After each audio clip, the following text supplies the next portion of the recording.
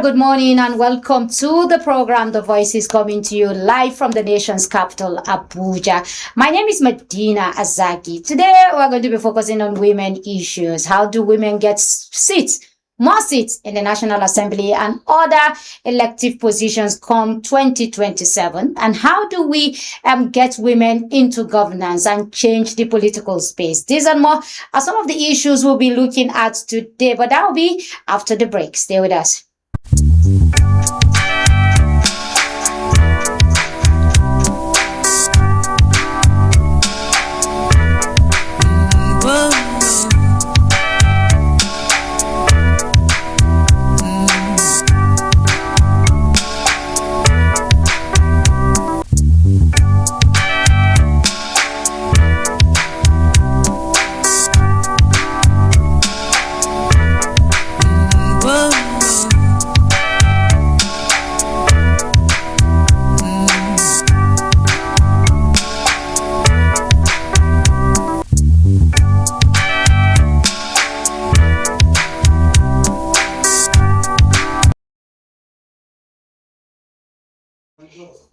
Yes, welcome back. I'm being joined by two ladies in the house. I have Ene Ede, who is a development strategist. I also have Grace Awodu, who is a national director of programs, League of Women Voters of Nigeria. She's representing the national president of that association. Ladies, many thanks for joining us this morning. Thank you for this time you are giving us. Thank you very much. All right. Welcome. Okay. So this is not the first time we've been on this road, this journey. but let me ask you, what exactly are the men afraid of as far as politics is concerned in Nigeria? What exactly are the men afraid of? Let me start with you. Oh, okay. Oh, thank you. We were just discussing this a while ago with Mark Ogu Yusuf of Channel Television. Many women, many men, many persons with disabilities, they don't see any reason for the men to be afraid. But me, I see reason. Okay.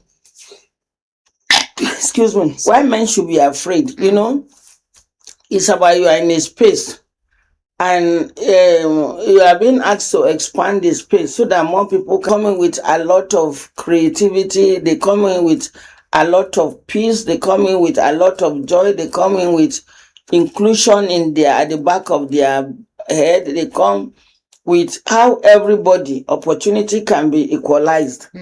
So, and for many people, for them it's not like that. For women, politics is power with you and I, we are in it together. For those who are there, who have been playing it, it's about power over. That is, they have power over every other person, and it's in the hands of very few people. So their biggest fear is that when women come, they will eventually demystify all the things they are hiding. So this is their major fear. There are those that are hiding under the cover that, look, when women come, it looks like they will lose their positions, or some of the women they have supported that are there will lose their position, but we'll say, no, this is not what has been canvassed for. This is not what we have. It's just extra seats.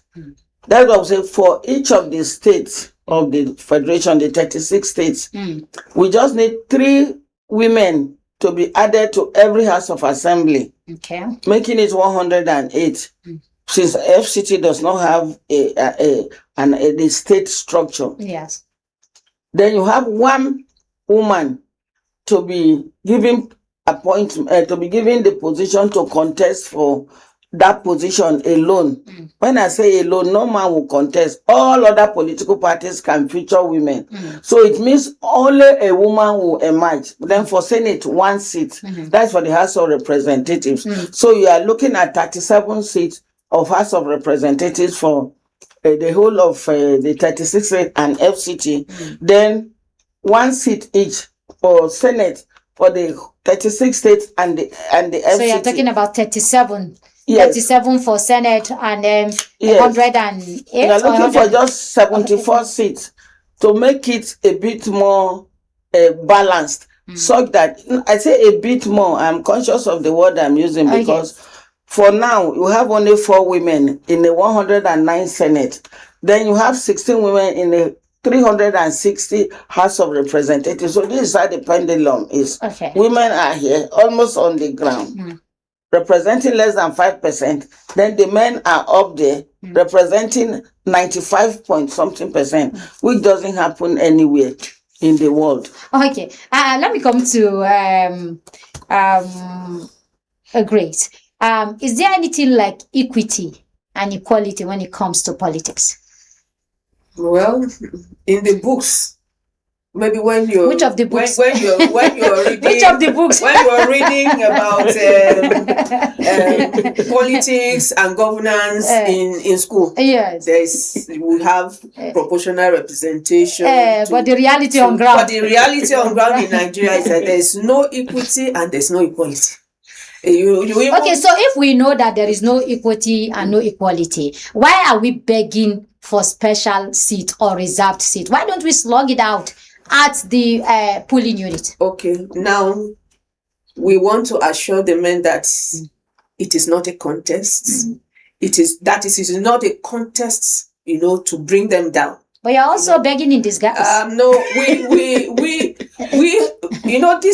these things are about strategy. Now, in 1995, after the Beijing Platform of Action, they came out with the decision.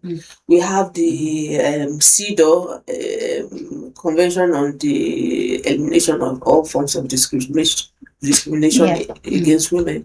Nigeria signed, everybody signed. So it's on paper. Now, we have adopted a lot of strategy to engage the men. We have gone, directly to the field.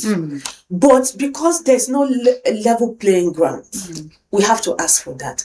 After all, in the constitution of this whole country, I don't mean the framework, when we gained independence, it was understood that certain regions were less advantaged than the others.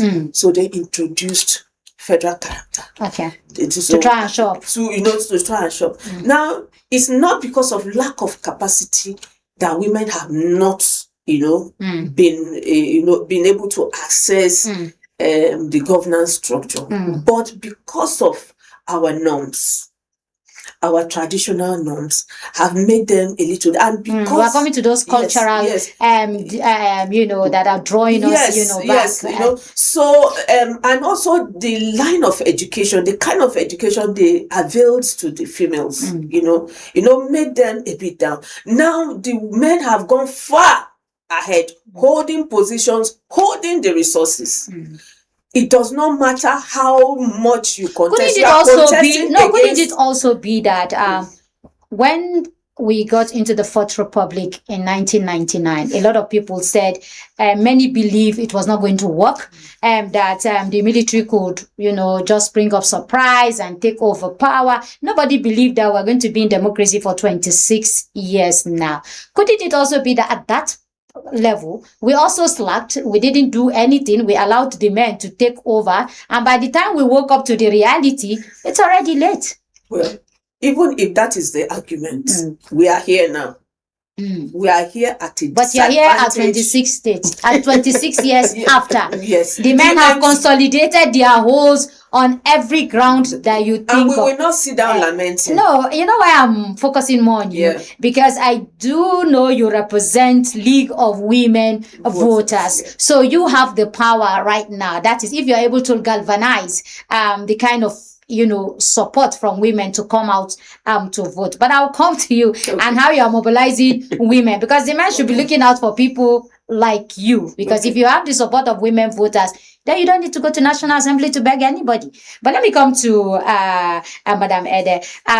This journey, like I said, didn't start today. It's a long time. I remembered Aisha Buhari, the former First Lady, went to the National Assembly, sat down there just to, tell the, senators and the House of Rep that, look, I am here. So if not for anything, respect my presence and do the needful. It didn't happen. Here we are today, the same journey. We have continued this journey smoothly, only for us to get to the point where, the votes are supposed to be cast and all of that. Now it has been postponed. For a second time. For a second time. Is that a script that is being played out? They allow us to do all the work, all the groundwork, but when it gets to when it will be finalized, then something else comes up. Yeah, a number of people are apprehensive, but more people are hopeful. That is for them to be able to perfect their strategies to the extent that the voting will be seamless. Since we don't quite have electronic voting, is voice vote. So that the gavel will be used appropriately. So we are very confident. I'm one of those highly confident that, look, this 10th assembly, having been out there at the global stage, at the Commonwealth parliamentary bodies, at the ECOWAS parliamentary bodies, international parliamentary body, Commonwealth, ECOWAS, and the African Union, and that they are almost the last. Imagine Nigeria is almost the last from the bottom, or is the first from the bottom. Then even at the global level, Nigeria is far. Imagine 184 out of 187. It's not good statistics at all. Even as recent as February 2025, Nigeria has signed another framework to say, look, we don't want to do any act of violence against women. For God's sake, is it not an opportunity for us now with this special seats bill to now say, look, we want to be able to engage with restorative justice? That is because in the past, we have done certain things that in error or miscalculation, we couldn't get it right. Is it not the best time to have this? So for me, I'm not discouraged. At what point did we change from reserved seats bill to special seats bill? Yeah, it was because we have been engaging, and I'm super happy that we have never in history engaged like that before. The little gaps is on leveraging opportunities and also using media, especially your platform. We are not able to do that much, but it's a historic problem. Yeah. Like of the 12 critical areas of Beijing Platform for Action, women and media is the worst. Almost as bad as women and decision making. So because of that, we were not able to engage appropriately because of these little limitations. But be that as it may, we are not having any major problem that will cause an upset. So responding to your question, we are still on track. The National Assembly is on track. National Assembly is aware that the whole world is watching. And you know that we are winding down. People are reducing their volume of work. So all eyes are on Nigeria. So do we want to discourage ourselves? Does the 10th Assembly want to discourage? Couldn't it be better for us to, as women, as champion of women, to mobilize the president to say, send it as an executive bill? Maybe that would have made it much, much easier. I'm not saying that the engagement is wrong and the preparation and all of that, but I'm saying that judging from the history, where we have started and where we have ended, we should have mobilized the president to say, please just pass it out as an executive bill and make these people pass it for the us. President we have is not somebody, because of he's a solid politician who understands democracy from diverse perspective, that had done well in so many areas in the past. So he doesn't even need to be advocated to or to be mobilized to do anything. So for me, I know that because he's a master strategist, it looks to us that he's been doing some work underground. Recently his wife, the first lady, who is ranking a senator, and who did well while she was there because she was very vocal. She was able to also bring so many matters to the plenary as well as push for so many bills, and she had not stopped being vocal. A lot of people have described her as the best first lady Nigeria ever had, and that she concerns herself. Isn't it too early to start describing somebody as the best lady Nigeria no, ever because had? of her. Because it's 2 years down the line. We still have 2 more years Yes, to go. they said, so let's not go into the politics. Let us go into an issue that affects a lot of women. There are wonderful women down there, especially even the ones that have never seen the four walls of a government office. Absolutely. All they needed is an opportunity. Absolutely. And if we say the president is a master strategist, Yeah. we should have just used him to do the master strategy rather than going That through is all still this on. wahala, and then at the end of If the you day you meet notice, a my roadblock. darling, Yeah. if you notice that, you will see that even on national issues, many people have been calling him out. He's not speaking like other presidents. They try to compare him with President Obasanjo. They try to compare him with some other president at African level that will be speaking continuously and But engaging. President Obasanjo did very well for women. He Yes, was but the best president as far as women representation is concerned. No, if you look at the numbers. Yeah, you know, the person who did better holistically is President Jonathan. He gave women 13 solid ministerial positions, including environment, like Amina Mohammed. Many of the women who have gone up there today, Aruma Oti, agencies, he did well. And he was able to mainstream gender. Yes, he was able to mainstream gender in every aspect of our national life. So he remains the champion for women. There's a book I'll give to you. You look Okay, at so let me come to Madam Grace. Madam Grace, today in Africa, we have about 2 or 3 female presidents. Tanzania, just won her election as the president of Tanzania. There is the Namibia. I can't remember the other country, but about 3 women presidents.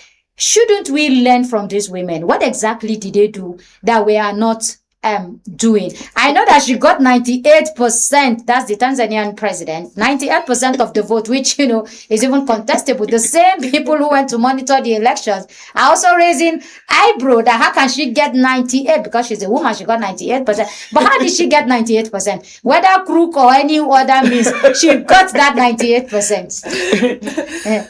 So, thank you. It is not a classroom.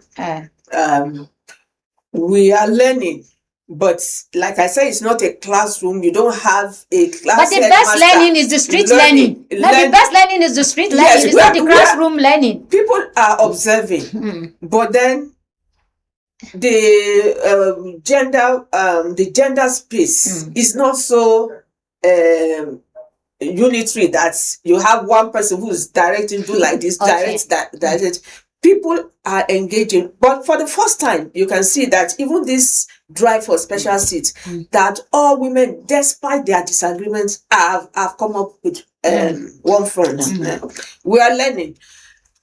We have adopted, but we need to learn fast. Yes, we are doing that because time is not waiting for us. But you see, this voting will only happen. Will only be done because if you don't make it a constitutional issue, the executive bill and everything has its limitation. What if this voting never happens? Let's just hope. Because let's just hope it will happen. Okay, let's be hopeful, but at the same time, let's have our reservation. Okay, Christmas holiday is coming. Let's talk in the We'll not come back till maybe January. Yes. And by the time we come to January, is another a hot political year. And so many distractions. The Trump threat is there, this other threat is there, and then there'll be more focus on solving security issues than women issues. So is this not a strategy? Delay tactics to say, hold on until 2027 election is over, and then we can begin to talk about. I hope you know that the women issue is not the only issue in the constitutional review. Of course, people are agitating in different. But that is for the National Assembly. That is the area that is of more concern to them. Now we, the League of Women Voters, we are in all the 774 local government. We have. How long has it been in existence? Now, actually, we started 1996, but we were not operating in as a full civil society organization until like 2 years ago. We're doing more like association and all that. Okay. Now, when the present president took the mantle of leadership, the mandates changed. Yeah. So we are focused on political and economic. Why did you change the mandate? No, not me. Okay. The board. You understand? Why did the board change the mandate? It needed to be active to get results. Okay. Yeah. So now. So the mandate changed to what? Now, women empowerment, political empowerment and economic empowerment. So it has changed from voters. No. That's the way it was operating. Okay. Yeah, it was also focused on women empowerment, but they needed somebody to, to run the vision the way it should be run. Do you just change vision overnight? This the same vision is the methodology now, the strategy. Okay. Yes, that our president, Honorable Irene Awuna Ike, is because she came from the banking to the real NGO space. Okay. And now when the mandate was given to her, she decided to so run she's it. using her experience as a banker to try and see how she can inject empowerment and some kind of support to the women to say, don't just be voters, but empower voters. Exactly. Okay. Exactly. So we have. So why don't you just change it to empowered voters? No, we are political empowerment and economic empowerment. We recognize that is the linkage between women capacity to feed themselves, to and then the ability to contest. At least now when this Nylov is one of the is leading the campaign for this seat of women, special seats in parliament. Now it did its flag off at the Institute for Peace and Conflict Resolution 2 years ago, and they did a word-to-word campaign. So if you go to the grassroots now, part of what they are doing at the National Assembly, she's part of them sitting, is one-on-one appeal to all the legislators and reminding them that we have membership at the world level, that we are interested in you coming back. So we want you to understand that we are going to vote this time around. And we are doing everything, mobilizing our people, including empowerment, so that they don't look at your pocket. Okay, but the pocket will still matter at a point in time. It's a general. Okay, and so maybe what we begin to look at is this, to say, for all the women who are contesting political positions, all the women that are rich, who are bankers right now, or any other field, who are extremely rich, should be able to pump in more money to the women that are contesting, so that when you go there on the field, you are not going there with peanut and speaking too much English, but you also have some bags of naira. But we'll come to that. We have done a lot of learning. Okay. All right. So let me come to Madam Ede.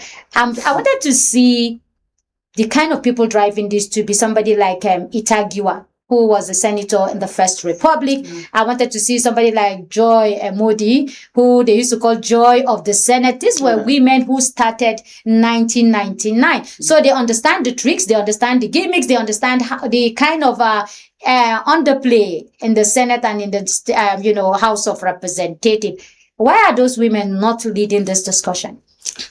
Thank you so much. And Medina will continue to thank you for your depth of knowledge, your empathy for the situation, and your passion to push this issue, to get words and information out there.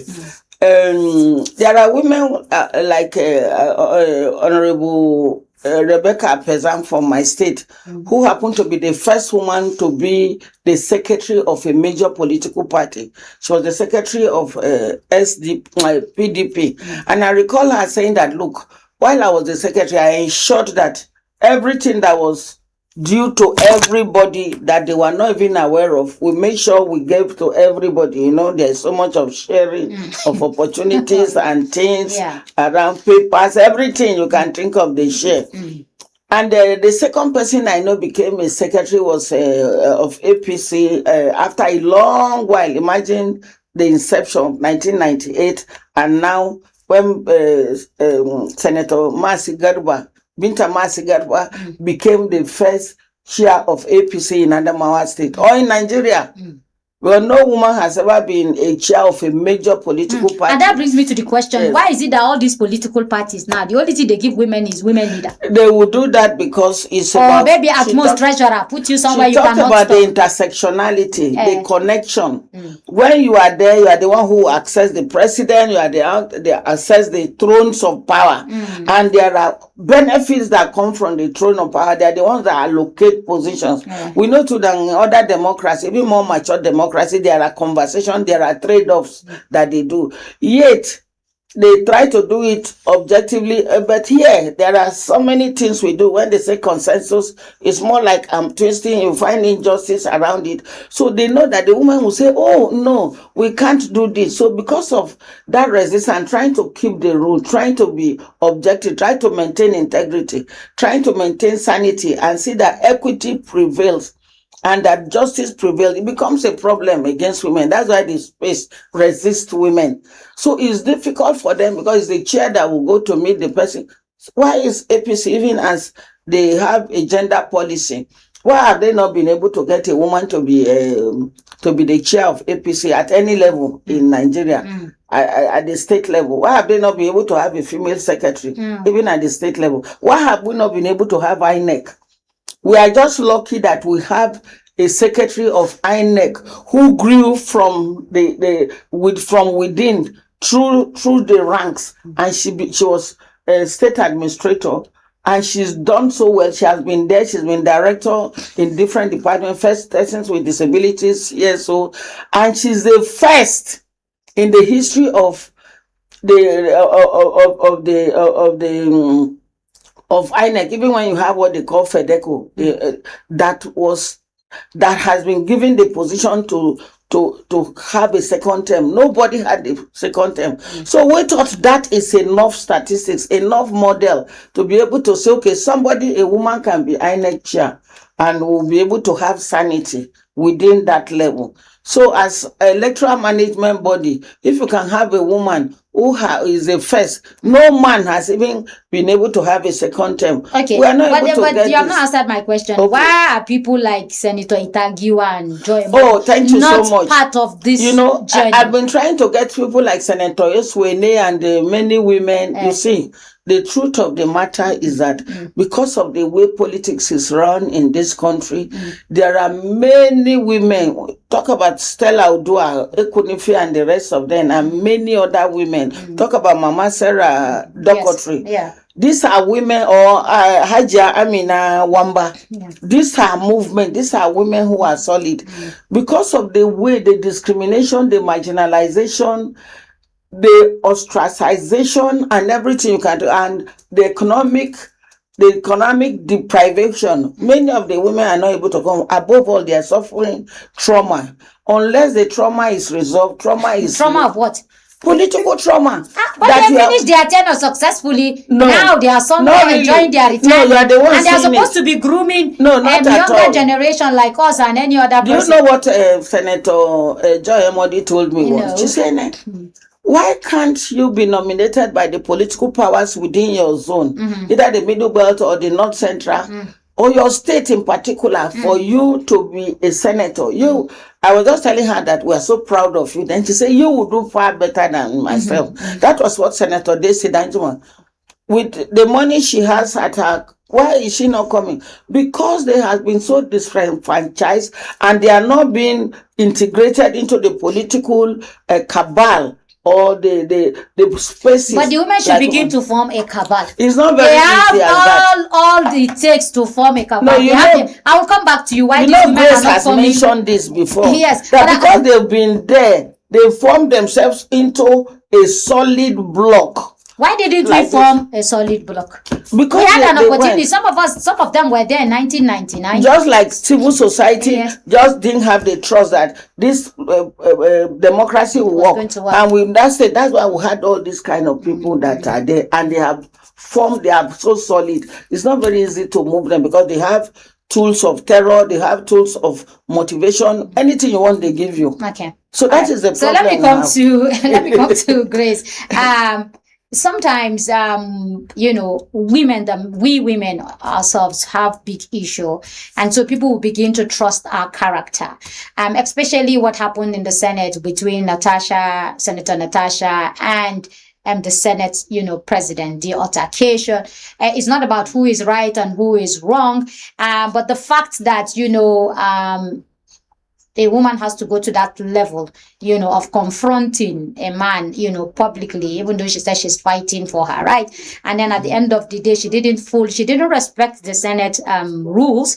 And then the whole thing went personal. From a normal dispute, it became personal. So when people who have cultural barriers, especially from my own part of, the country, where cultural barriers stops you have a limit at which you can, go. And then with what happened on the floor, and then the elders will begin to say, we don't want another woman to go there and start messing our tribe or our religion or our name, all in the name of, freedom of expression and freedom of fighting for whatever rights that you have. Okay, let me start by saying that, thank you for that question. Let me start by saying that these things, the perception is a cultural thing, and culture is not stagnant. Now, I am from a background of women peace and conflict management now. And then we've had a lot of development agencies funding, programs in communities. I have personally led, programs in like six states in communities: Kano, Katsina, Kaduna, Benue, Plateau, including Adamawa and Taraba. We've done research. Now, we are conscious that culture does not change; it's gradual. We can't remain in that same pocket. So we've done a lot of. No, but at the same time, we cannot be confrontational in the name, in the process of having our way and fighting for our rights. That is a personality issue. Yeah, no, but even at that, in politics, every issue is being played on the ground. Yes. And then people will say, don't go there and become confrontational. Shouldn't we be talking to ourselves that, look, we can do better. We are peacemakers. We are mothers. We can manage situations. We don't need to go to any floor to become confrontational with anybody. You can see that Natasha is only one of 4. Yeah.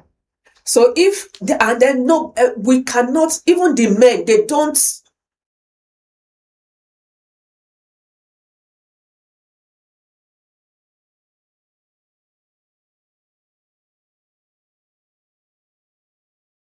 Wrong in taking certain things. There are measures within the law, and even when the application of the law is excessive, there are also remedies to that. So Natasha has done well in her constituency, and her people are backing her. Yeah. She doesn't even need any woman at this point in time. That is, if other women decide not to follow her constituency that sent her there, they are fully in her support. Because it's the constituency that sent her there in the first place. Yes, they are fully in her support. That's why she's not shaken by some conspiracies and anything. But I'm telling you that in this journey, that to ensure that perception changes is not easy. Now, it's not only Natasha that, if in quote, misbehave. There are men that have misbehaved. But it's a men's world. We have got. It's a men's world. We have. Yeah, that's why the men will do worse, and nobody will even raise an eyebrow. You know what? No, I'm asking the question because I don't want to personalize it to one person, but I'm saying that she can get away with it. Maybe her own constituents or her own cultural background permits that kind of, behavior, whether right or wrong. But I'm talking about my own part of the country where if you become confrontational, then it means you're rude, you don't have respect, you don't have home training, and that will suppress so many interests who will want to come into politics, because whoever wants to nominate you will start looking at you that, okay, you go there and become this, and I don't want to be part of it. Now, if you look at Natasha's antecedents, those who sent her there already knew her antecedents. Likewise, there are other women that don't have that. But I'm saying that NGOs like you. I'm just saying that NGOs like you, education, enlightenment, mobilization, talking to each other, shouldn't we begin to devise, a methodology of how we carry ourselves when we get to political position, how we negotiate, how we'll talk to these men. National Assembly had beautiful women, fantastic women, to the extent that if you hear David Mark during his time, he will say joy of the Senate, and everybody's excited, it's not because those women don't know their right, or it's not because they are not being manipulated, or it's not because they don't get, hit back from somewhere, but they carry themselves with dignity and respect. So I'm saying, for the generation that you're trying to bring, especially the Gen Z generation who don't understand anything beyond phone. And who feel that every right has to be fought for. It has to be confrontation. Shouldn't we change strategy to say, look, we can do better in terms of when we get to a political office? Let us have, a standard of how we talk and how we carry ourselves. Yeah, we have changed strategy. Okay. That is why we are talking in one voice. Okay. Now they have been in the lobby of the National Assembly for like some months now. Engaging, building confidence, trying to cut acceptability. And you know that this special seat the campaign is being led by a man, the speaker himself, who is a man from your side. Then another man from the deputy leader. But sorry, is it not possible to lead a fight and at the same time destroy it through the back door? Well, is it not possible? Those are conspiracy theories. I can decide to show that I am leading this. I am at the forefront. I want to gain popularity and all of that. We talk among ourselves, but then if we cannot cover the entire space, of course, you understand. We always, even in research, you still give. But let me ask you, how much funding has gone into this journey? No, everybody looks for their ways. Every NGO look for their ways to canvas, to get support. You understand? So I cannot tell you this is how, because it's not one NGO. The speaker is not giving you people money? No. Okay. No. He's just advocating and leading the fight. No, yes. Okay. So let me come to my idea. I think he's gotten to understand that we are left behind. Okay. Now, I was at the a session 2 days ago, ECOWAS female parliamentarians, ECOPA, and they were lamenting for Nigerian women. That's ECOWAS. Yes, they were lamenting. Imagine Senegal has 42%, wow. Ghana has 30%, Liberia too, and Nigeria, the big, is just the giant of Africa. Yes, and you had a lot of women, our former and present female parliamentarians there. You saw Merila, Olujimi, and many of them were there because it was their session. Then we as civil society came, to observe and to ask questions. So a lot of people talked about their strategy until it is put into the constitution, just like federal character was put into the constitution. We will have a lot of problems. So give us the opportunity, the level playing ground. Then you indeed let the voters decide whether this one has a good character to be appointed or not. Now those special seats will only be contested by women so that we can come up. We have been asking for affirmative action, all the strategies we have used did not work. That was why we entered. So you think this strategy will work? We are praying, we are hoping that it will work. Okay, and the speaker need to make it work. So that because someday when he wants to contest for the president of Nigeria, the whole women will rally. Because people will say politicians don't do anything free of charge. They do everything with a motive. And so maybe he's also looking at himself that he will contest for the presidency of Nigeria someday. And if he does something great for women, then he can go home and sleep. Actually, this is a legacy opportunity for him. This National Assembly, it will be written in the books that it was this. They took it to the level that you wanted it to be. Yes. Okay. So let me come to Madam Ede. You're talking about barriers, talking about all the barriers, all the chain, all the block that men have created. But women can break all of these barriers. It's very easy for women to break it if we are united, if we know what we want. Why is it so difficult for us to break it? Something that we can easily do. Yeah, it is difficult to the extent that if you look at the political environment, either public or private, it's very toxic.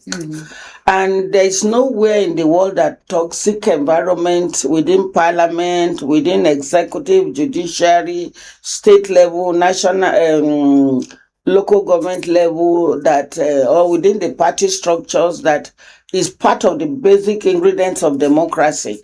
So to that extent, you realize that it's problematic. If you have what we sometimes say that something is not cast on stone, but sometimes the ring they make and they are there. Their shoulder is ready to walk against you, their knees, their head, every part of their body is one. So when they make that ring, breaking through it means you have to be solid enough to withstand the resistance. That's why we find what Mr. Speaker Tajuddin Abbas, as well as the Deputy Speaker, even when some people are apprehensive about that, oh, they want to use this. I don't see it that way at all. Many people don't see it because of the genuineness, the way they come. You can see that former Speaker Gbajabi Amila, who is now the Chief of Staff to the President, is full of lamentation that he didn't know why he missed it. That's why he said, look, everybody who missed it at that time say, please, we must not miss this legacy opportunity.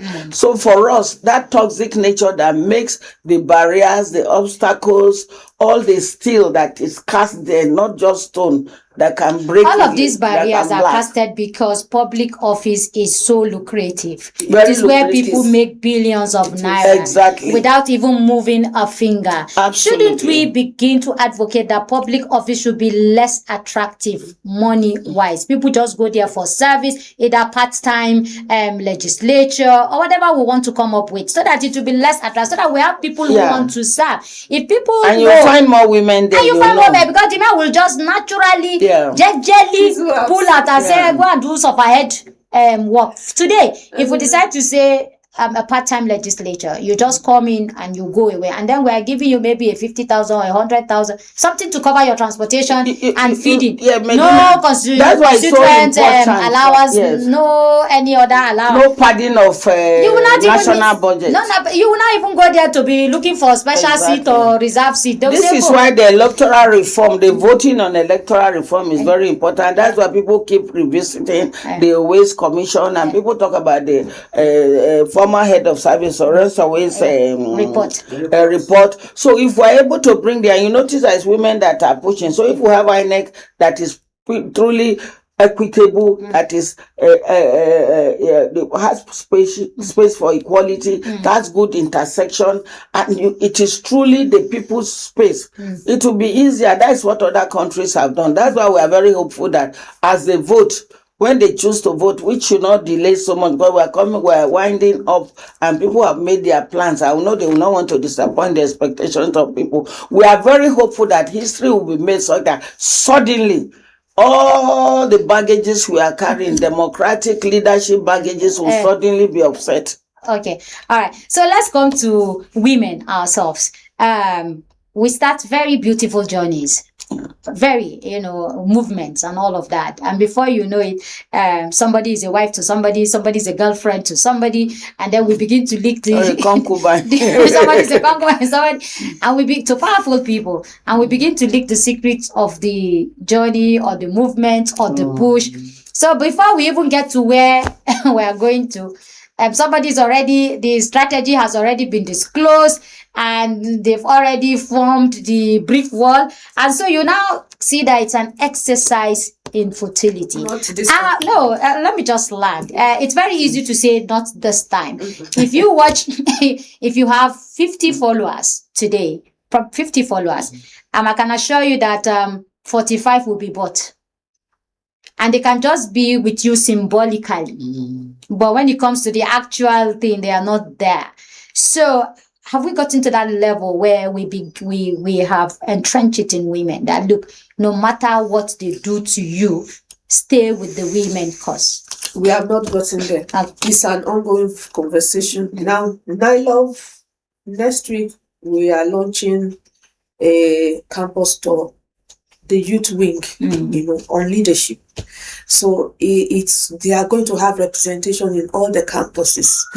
We are transmitting all this knowledge, So, and then in every activity we do, we integrate them, so that when this generation exists, there's no vacuum. So we are consciously building that. We appreciate, we understand that not all women will, go through. Some will, like you also meant, some will fall by the wayside. But then we are consciously building a ring that should not be broken. So they are understanding the conversation. They are part of the activism, and they are spreading it. And you said it's a phone generation. They are spreading it with their phone. Now, so by the time we already have the wings, even we don't call them community, we call them world level, because we want to ensure that they remain conscious of the political importance of this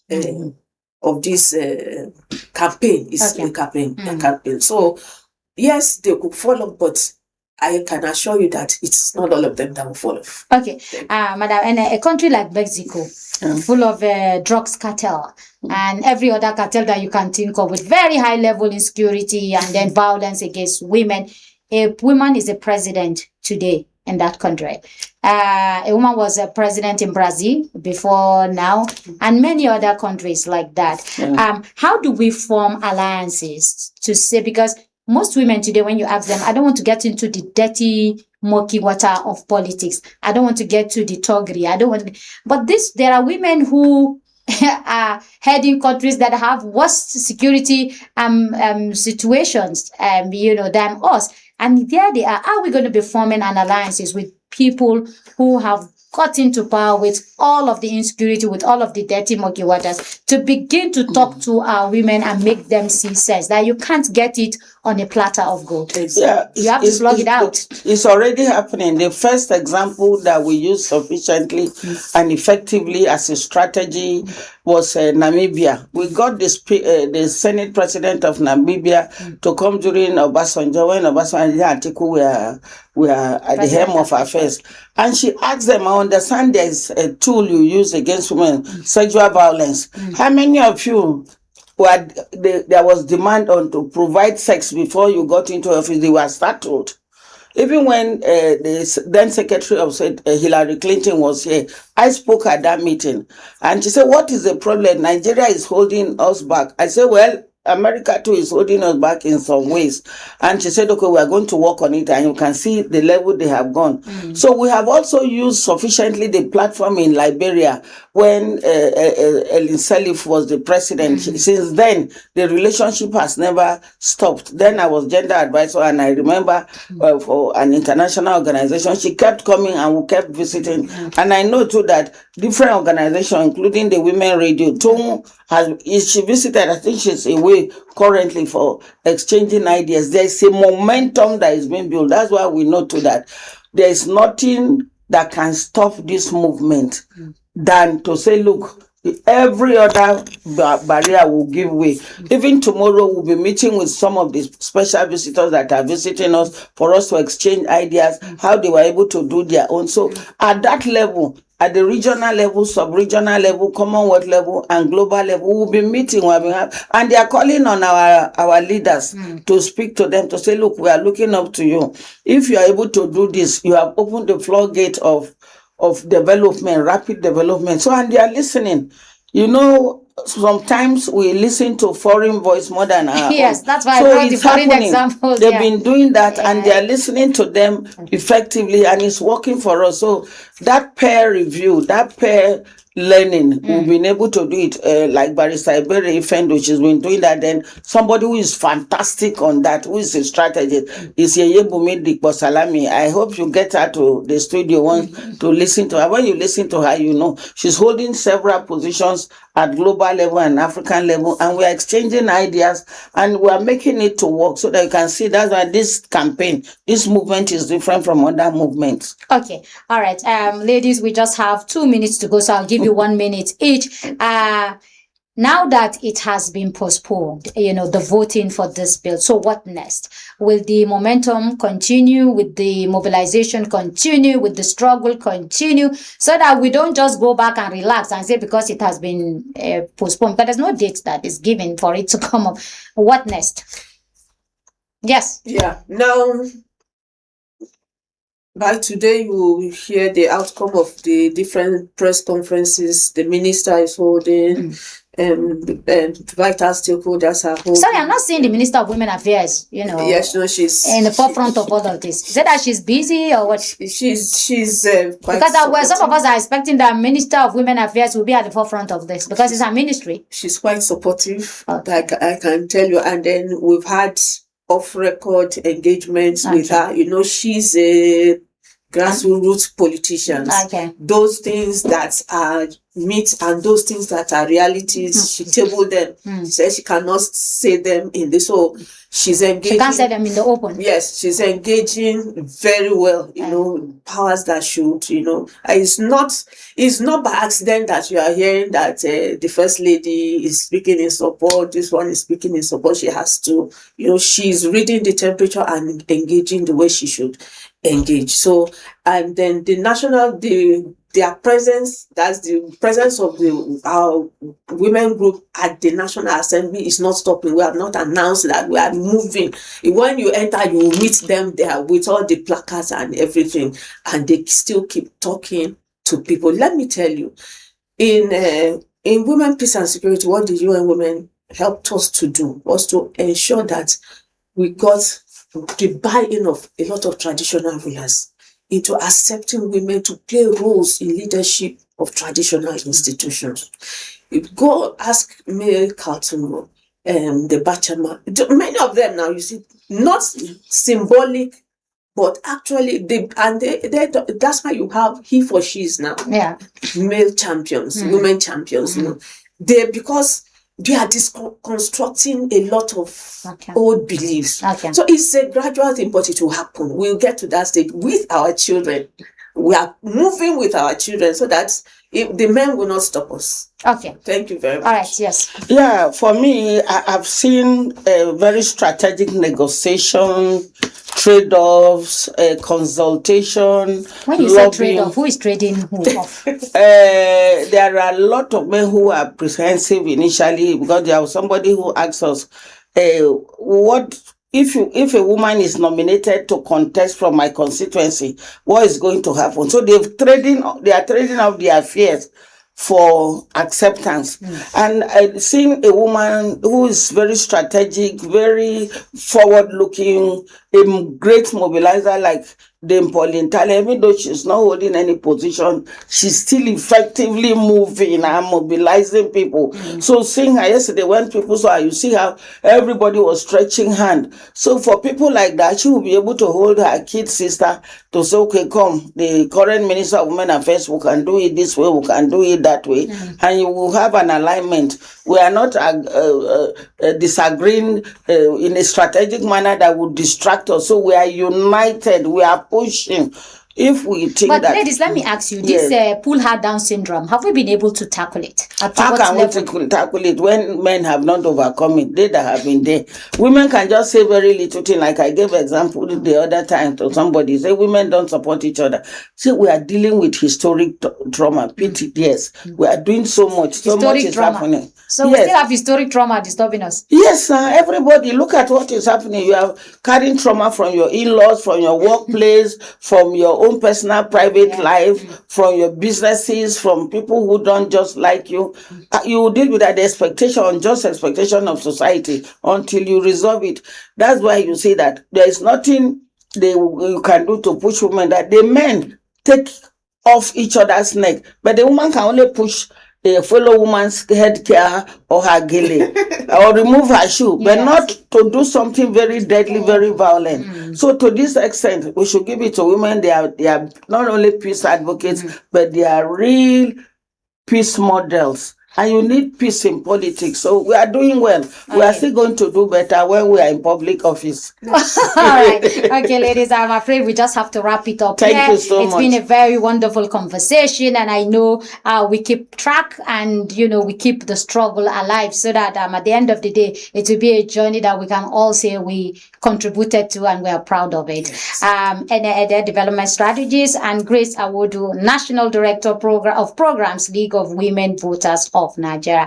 Ladies, many thanks for your time. We are grateful. Thank you. We are proud of you. Yes. And that's the show. We'll see us next time. Until we come your way next time, from me, Medina Azaki, and the whole team here, it's bye for now.